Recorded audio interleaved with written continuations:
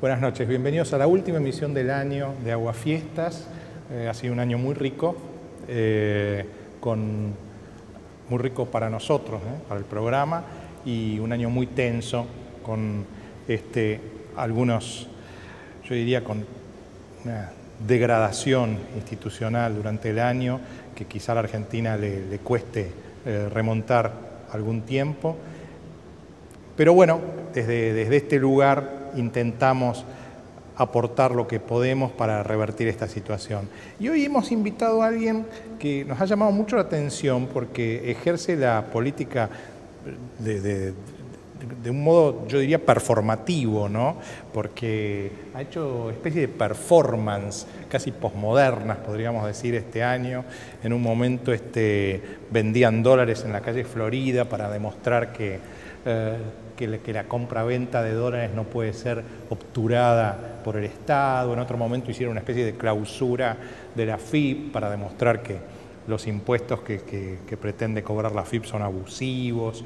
Es Gonzalo Blusón, que es el presidente de un partido nuevo, que se llama Partido Liberal Libertario, que intenta introducirse en una especie de cuña.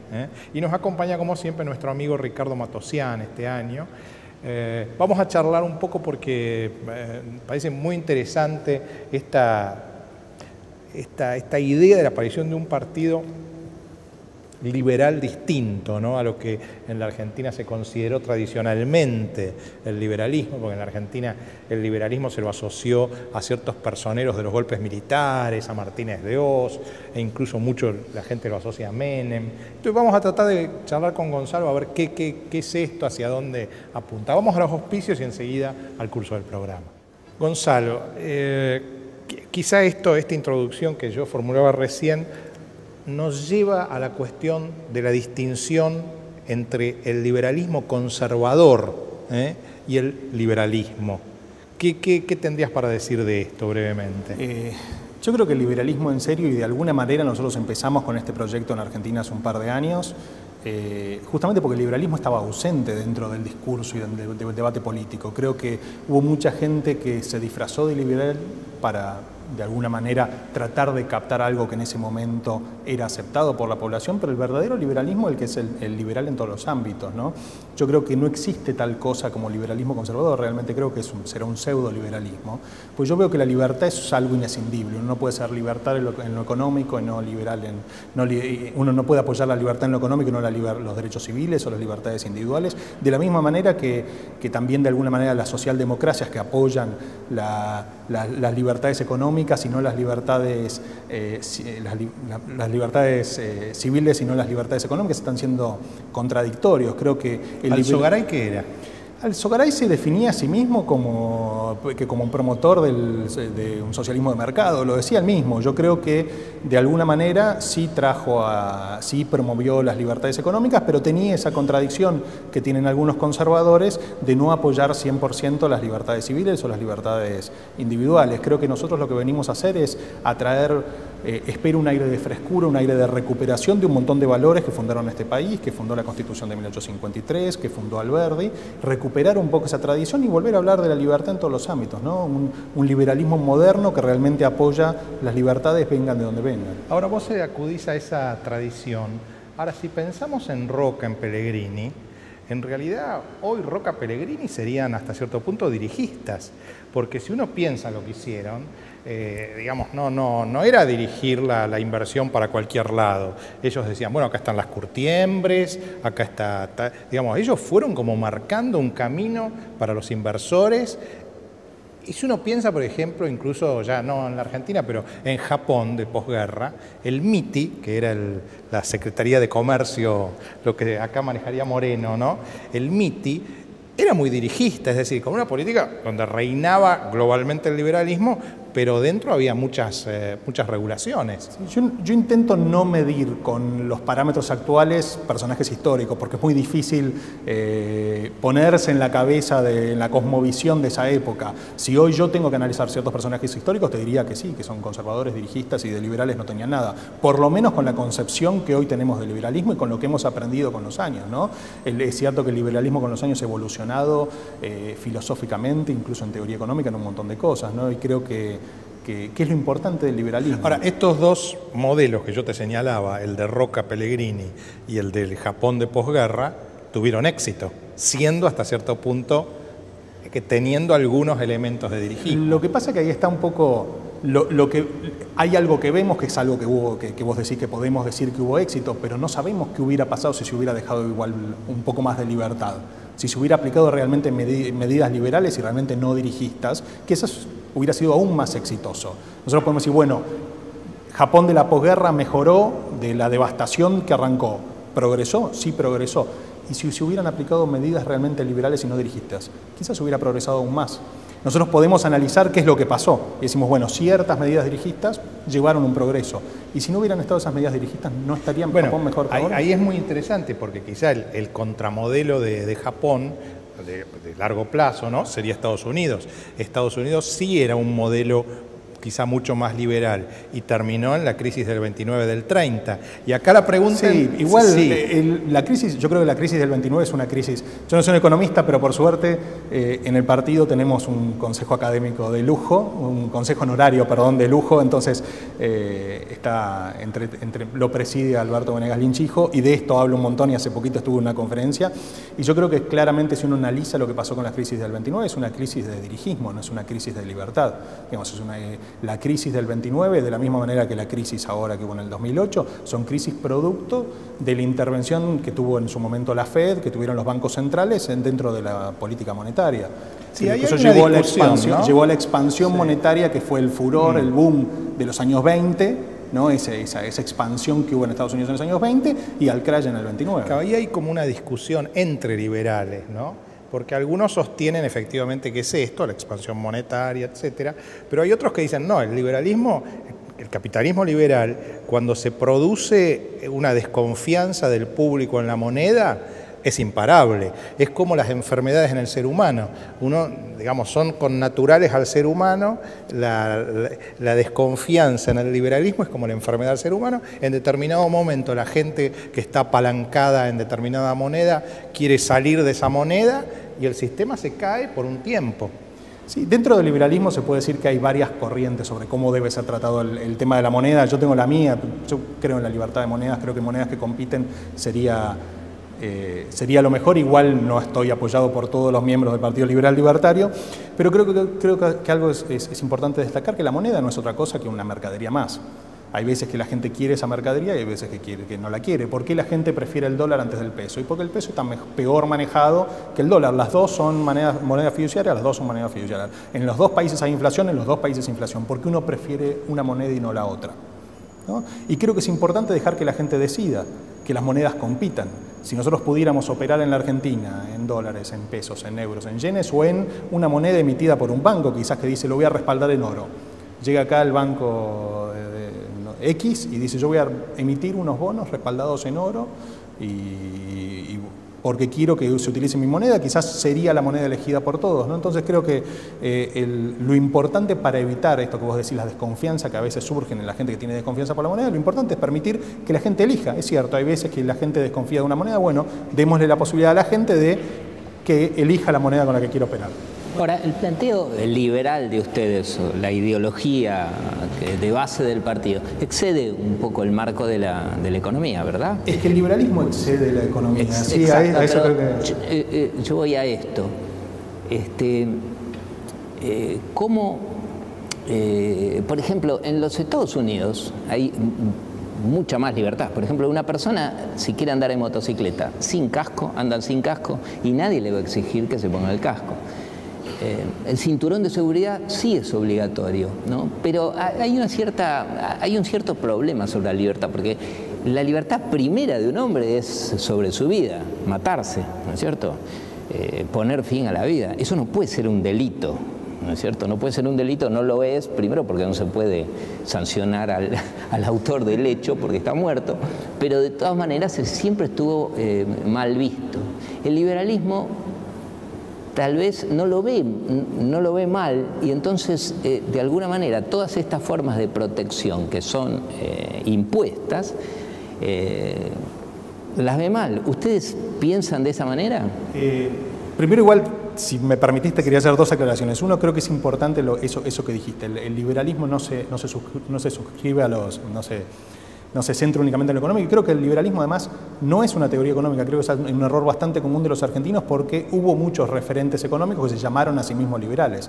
El liberalismo es una filosofía ético-política, el liberalismo habla de cuál debe ser la función del Estado, hasta dónde debe llegar el Estado, ¿no? El liberalismo es lo que centra cuáles son los derechos individuales, ¿no? Se centra en la defensa de esos derechos individuales, que es el derecho a la vida, como vos lo decías, el derecho a la libertad, el derecho a la propiedad, el derecho a la búsqueda de la felicidad. Y después de aplicar la defensa de esos derechos, que se generen beneficios económicos y que las sociedades que defiendan esos derechos prosperen más, es una consecuencia. No es que hay una teoría liberal económica, simplemente la defensa de los derechos económicos por parte de los gobiernos genera que las sociedades progresen. En segundo lugar, aclarar, a mí no me gusta mucho usar a Estados Unidos como referente, porque creo que Estados Unidos perdió mucho el rumbo, con el famoso Patriot Act, con todas las subas de impuestos. Creo que hace muchos años que Estados Unidos, los ciudadanos en Estados Unidos van perdiendo poco a poco sus libertades, de misma manera que lo estamos perdiendo nosotros acá en Argentina y quizás en mucha parte de Latinoamérica. Entonces prefiero a veces mirar otros países que realmente donde yo veo que... ¿Cuáles? Países como Nueva Zelanda, a veces como Australia, o incluso países como Suecia, que con una tradición socialista muy fuerte a partir de los años 90, han avanzado brutalmente, no solo en abrir su economía, sino en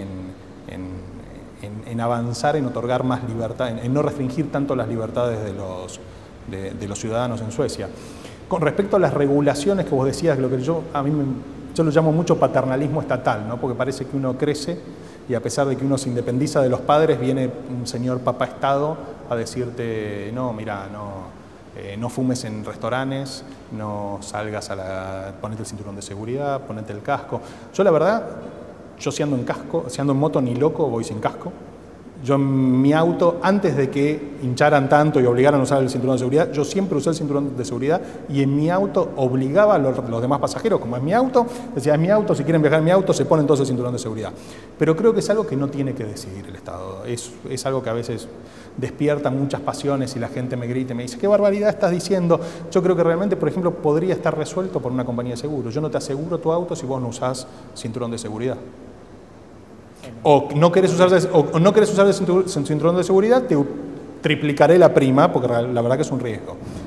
Sí, lo que pasa que, bueno, me parece que el Estado debe velar porque no mueran los ciudadanos.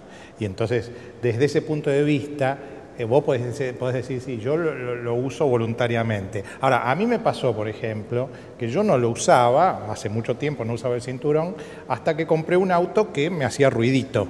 Entonces, como me hacía ruidito, eso era ortopédico, ahí es la fábrica la que genera eso. Ahora, así como la fábrica lo genera, porque no le gusta que se muera la gente en sus autos, lo que vos decís de la compañía de seguro, se supone que el Estado también debe velar porque no haya accidentes de tránsito mortales. Y entonces, en ese sentido, lo pedagógico u ortopédico del Estado tiene algún sentido, me parece, en este caso. Yo creo que es importante eso y creo que desde el Partido Liberal Libertario una de las cosas que venimos a hacer es volver a poner dentro del debate político cuál debe ser el rol del Estado. Y creo que esto es algo que se debe debatir y está ausente, digamos. Hoy en día todos los partidos políticos dicen que el Estado tiene que tener un rol paternalista en defender, en cuidarte a vos, ciudadano, de vos mismo. Como si vos no fueras capaz de cuidarte a vos mismo. Y aparte, dirigir tu economía, como si vos no supieras qué es lo mejor, qué preferís comprar o dónde preferís gastar, ¿no? Sí. Entonces creo que lo que nosotros venimos a hacer es decirle, bueno, volvamos a discutir dónde hay que poner un freno al Estado.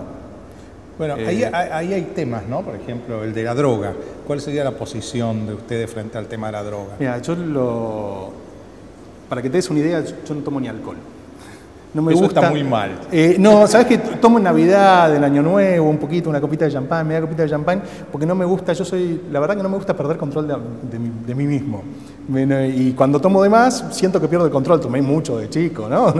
Y siento que pierdo el control. Pero yo creo que, analizando el tema de drogas, las drogas para mí son terribles. Para mí son terribles porque creo que las drogas terminan quemándote el cerebro, perdés el control de vos mismo, destruyen las familias, terminan destruyendo la sociedad. Y realmente creo que son un problema. Pero yo analizo de tres maneras distintas el tema de la droga. Desde un punto de vista constitucional, perseguir a los consumidores de drogas, a los productores de drogas, es totalmente constitucional, ¿no? Las acciones privadas que no afecten derechos de terceros están exentas de los magistrados. Creo que no hay discusión alguna. En el consumidor, sí. Desde el punto de vista filosófico... No, la discusión con el consumidor es cuando lo encuentran con 20 gramos. Entonces ahí el tipo, bueno, ¿para qué tenías 20? Igual, ¿no? Ya voy llegando, porque yo creo que se trabaja de otra manera. Desde el punto de vista filosófico, es quizás algo demasiado muy de los liberales, pero yo creo que vos sos dueño de tu cuerpo, y si en tu cuerpo querés comer una ensalada de papas con 7 kilos de mayonesa, yo como Estado no debería poder decirte nada. Para mí te vas a agarrar un problema bruto, una indigestión, te vas a hacer pelota el hígado y quizás te morís. Pero yo no puedo decirte nada. De la misma manera que yo, filosóficamente, si vos sos dueño de tu cuerpo, no debería poder prohibirte que fumes una plantita o que te inyectes algo. Eso desde el punto de vista filosófico. Y después desde el punto de vista práctico, que cada vez, la verdad, por suerte, creo que más dirigentes mundiales se suman a esta corriente, que es asumir que la guerra contra las drogas fracasó. Es terrible, pero luchar contra las drogas fracasó. Tenemos los miles de muertos en México, tenemos los problemas de los carteles en toda Latinoamérica, tenemos los problemas de delincuencia, que si vos sos un adicto, sos un enfermo, un adicto, te estoy obligando a delinquir, a meterte en una villa de emergencia, a tratar con delincuentes para poder dar sustento, para dar sustento de alguna manera a tu adicción. Y por suerte tenés el presidente de Guatemala, tiene esta postura que dice que hay que asumir y hay que buscar alternativas a la guerra contra las drogas. Incluso Vicente Fox lo dice en cada oportunidad que tiene. El que compartiría también esta posición es Zaffaroni. Yo no tengo problema con compartir ciertas posiciones con Zaffaroni. Yo creo que... pero una cosa importante que no quería dejar de nombrar, Bill Clinton dijo algo al respecto esta misma semana. Creo que hay se empieza a entender que de la misma manera que en los años 20 en Estados Unidos la prohibición del alcohol generó que las mafias se ocupen del negocio del alcohol, hoy la prohibición de las drogas genera que mafias se ocupen de la producción y distribución de drogas. La manera de que no haya más mafias, de estar seguro de que un chico por tener un vicio no se muera porque andás a ver que le vendieron, es de una vez por todas decidir que hay que legalizar las drogas. Yo prefiero, como te decía, para mí las drogas son terribles, pero si un amigo mío, yo no puedo evitar que se drogue, prefiero que se drogue con un producto de Bayer y no con un producto fabricado en una villa de emergencia. Ustedes que están relativamente en contra de los impuestos, una vez que la legalizás, ¿le aplicarías impuestos? Yo creo que los impuestos deben ser lo menos posible, pero creo que deben ser iguales para todos los productos. Creo que si se legalizan las drogas... desde el Estado vos, digamos, si decís no conviene la droga, ¿no le aplicarías un impuesto mayor por ser un producto nocivo? Creo que no es necesario. Lo que sí estaría de acuerdo es que con los millones de que se destinan hoy a luchar contra las drogas, creo que se pueden trabajar en hacer campañas de concientización, creo que se puede terminar con la inseguridad, creo que todo ese fondo que va a la persecución de a veces un pobre chico que se fuma un cigarrillo de marihuana una vez por semana cuando está con los amigos, porque es terrible, pero pasa eso. Tenés operativos porque alguien tiene 5 plantas en un balcón. Es cierto, hay gente que estuvo presa por tener 5 plantas en un balcón. Todo ese dinero que se destina a eso, creo que es mucho mejor destinarlo a campañas de concientización, incluso a centros de atención a los adictos, a un montón de cosas. ¿Cómo tratarían ustedes el tema de la prostitución? También alzando las manos y diciendo porque ahí, digamos, aparentemente el Estado algo tiene que hacer, ¿no? Porque, digamos, efectivamente cualquier mujer puede vender su propio cuerpo, y esto parecería legítimo. Ahora, vender su propio cuerpo a través de un proxeneta, porque no tiene otra posibilidad de hacerlo, digamos, ella organizando su propia empresa para la venta de su cuerpo, ¿eso también sería legítimo? Es un tema difícil. Analizándolo así, digamos, al aire, al voleo, y aplicando de alguna manera los principios, yo te diría que es totalmente legítimo. De hecho, la prostitución es legal en la Argentina y creo que si bien el proxenetismo no lo es, de alguna manera debería serlo.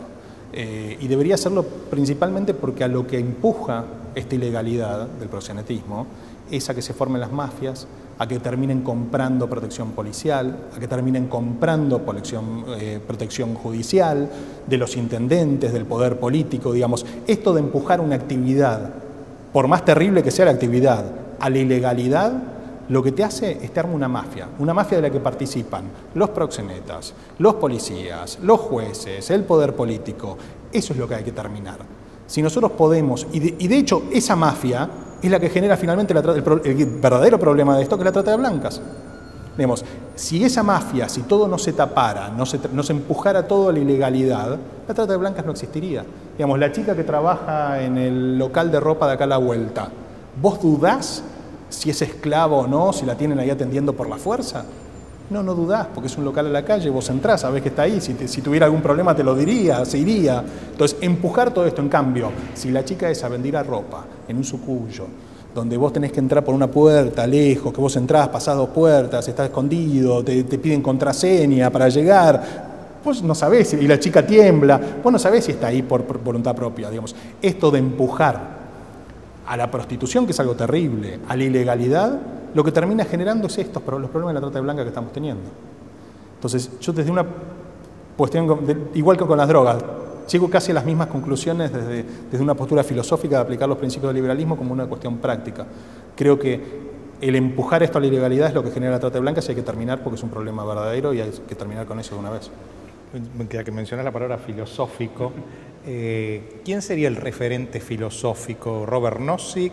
¿Karl Popper? ¿Quién sería el referente filosófico que ustedes tienen, moderno, contemporáneo, digamos? Porque a la larga será Adam Smith, David Hume, o John Locke, pero digamos, de los últimos tiempos, Robert Nozick. Sí, yo creo que te puedo hablar de mis referentes intelectuales, creo que hay una corriente, somos muchos y muy variados. Ayn Rand. Y hay gente que lea Ayn Rand, hay gente que siga a Nozick, hay gente que siga a Rothbard, ¿viste? Alguna un poco más a la economía austríaca. Digamos, venimos de muchos lugares distintos y de alguna manera lo que nos une es el amor por la libertad, querer defender la libertad y recuperarla para la Argentina, ¿no? Creo que es importante entender que no importa de dónde vengas, a nosotros nos han estado quitando la libertad por años y años. Gonzalo, al principio del programa yo dije que ustedes hacían política un poco performativa, ¿no? En el sentido, parece las performances del Di Tella de los años, esta cuestión de salir a la calle y empezar a... Y eso se vincula un poco a la posmodernidad, ¿no? Digamos, donde el envoltorio tiene más importancia que el fondo, es decir, tienen que generar un impacto para sacudir a la gente, para producir un impacto.